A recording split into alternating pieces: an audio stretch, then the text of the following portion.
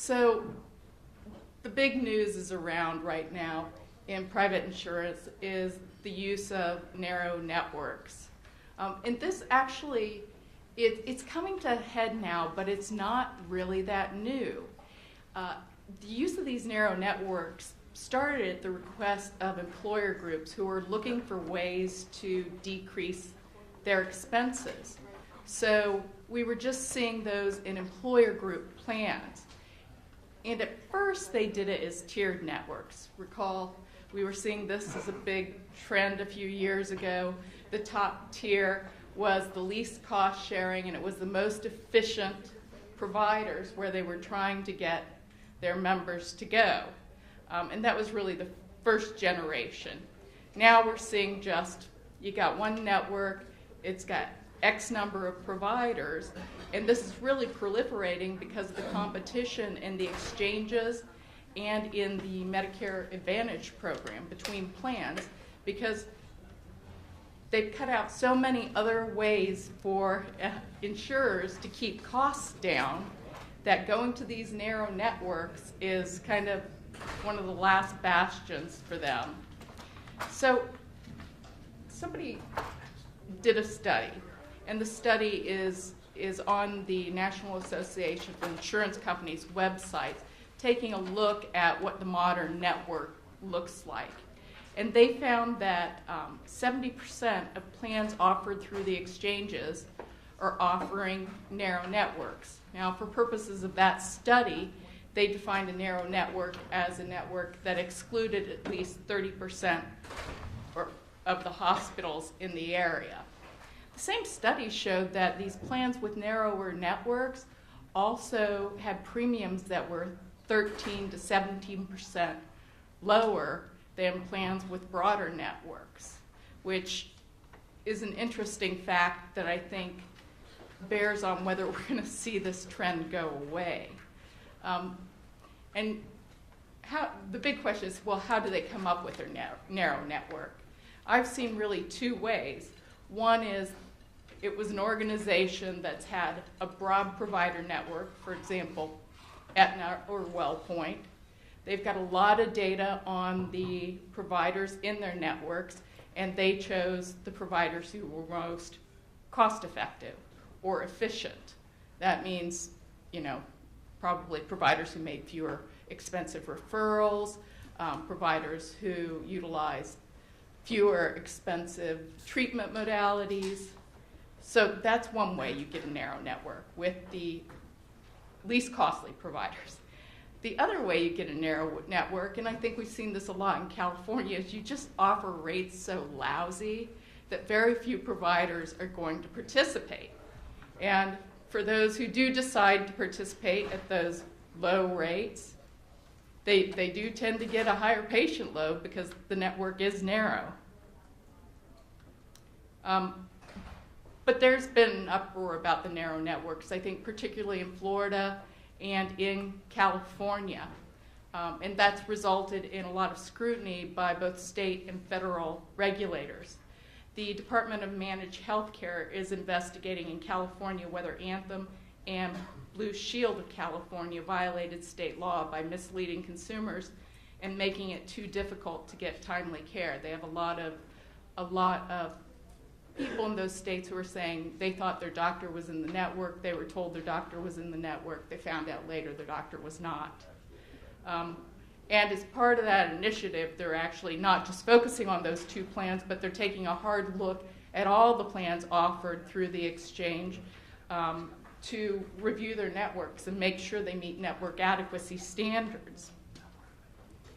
We saw this same thing happen under Medicare Advantage, and APMA actually wrote a letter to CMS as providers were being terminated from Medicare Advantage plans and their networks were being narrowed. And CMS did a review of the networks of the plans that they were hearing about and concluded that the plans still met network adequacy standards.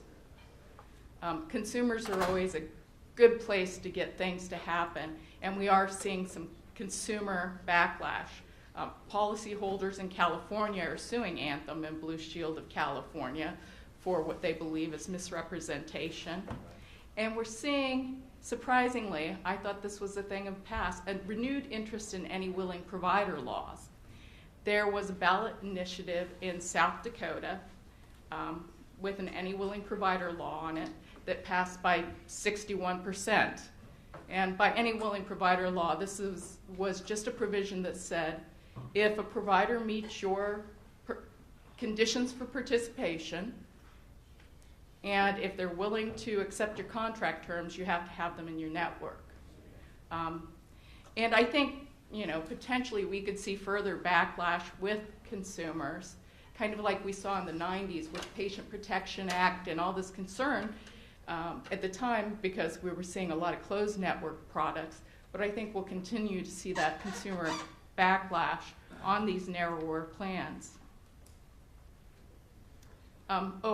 Before I move on, I'll mention the National Association of Insurance Commissioners is in the process right now of revising its model network adequacy model laws.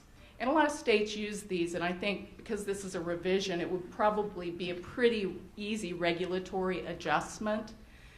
Just looking at the kind of comments that they're getting, there are a few areas that people seem to be particularly concerned about. What's happening is a hospital will be in network, but the physicians who practice in the hospital will not be in network. And so when the patient gets the bill, they're surprised that they're paying out of pocket for the physician care, even though the hospital was in network. And Texas passed a law to address this. And the Texas Medical Association has asked the NAIC to consider this as part of their model legislation. On the insurer side, we're seeing calls for don't mess up insurer flexibility to create networks that meet consumer needs. And, well, I don't know what they think consumer needs are, but consumers are, I guess, employers as well as patients, and employers are calling for lower cost products. So, following from the narrow networks is the terminations that we're seeing from provider panels, and we're seeing this where we started with a plan with a very robust network that decided to go to a narrow network. We saw this in a big way in the Medicare Advantage world. There was a flurry of Medicare Advantage provider terminations. If you get a question from a terminated provider or you're terminated, there are a few places you can look for your rights with regard to termination. In the contract itself, of course, the insurer wrote that contract, and those are probably not really robust rights, but they will usually outline how many days and on what basis they can terminate the contract.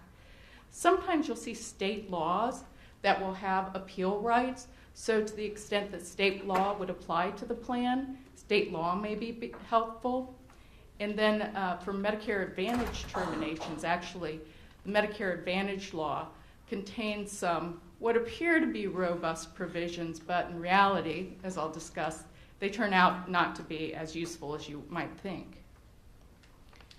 So I'll go right into the Medicare Advantage provider terminations, and APMA was very involved in this with a lot of their members, and we were seeing plans like WellPoint, Humana, Anthem, and I believe Aetna terminating providers from their Medicare Advantage networks. There are laws that specifically address this. There are notice laws, for example. If a Medicare Advantage plan terminates a network provider, within 30 days they have to notify all members who are regularly seen by that provider. For specialists, that means if the member saw that provider in the last year, the Medicare Advantage plan has to send them a letter and tell them that their provider has been terminated. They have to give the provider at least 60 days notice in order to terminate the provider without cause. The law also regulates the contents of that notice of termination. It has to state why the termination is happening. Of course, that why can be without cause. If it's relevant to the reason for termination, the plan has to state the standards and profiling data used to evaluate the provider, the numbers and mix of physicians that are needed by the Medicare Advantage organization if they've terminated because the provider network was bigger than they needed. And we've seen examples where plans actually did provide the data, evaluation data, and terminate podiatrists because they said the podiatrists weren't cost effective. And in looking at that data, the affected podiatrist realized there was a lot of data in there that wasn't attributable to him. It was incorrect data, and he exercised his appeal right. And under Medicare Advantage law, you do have an appeal right.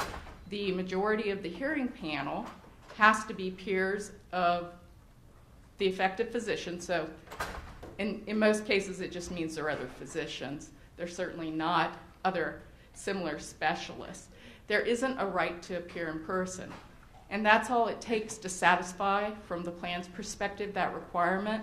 And what we saw on appeal for this particular provider who was terminated because he wasn't efficient and the data was wrong was he was still terminated. They really didn't seem to care. They acknowledged the data was wrong. But there really isn't any requirement for this appeal process to be meaningful or to consider the real issues.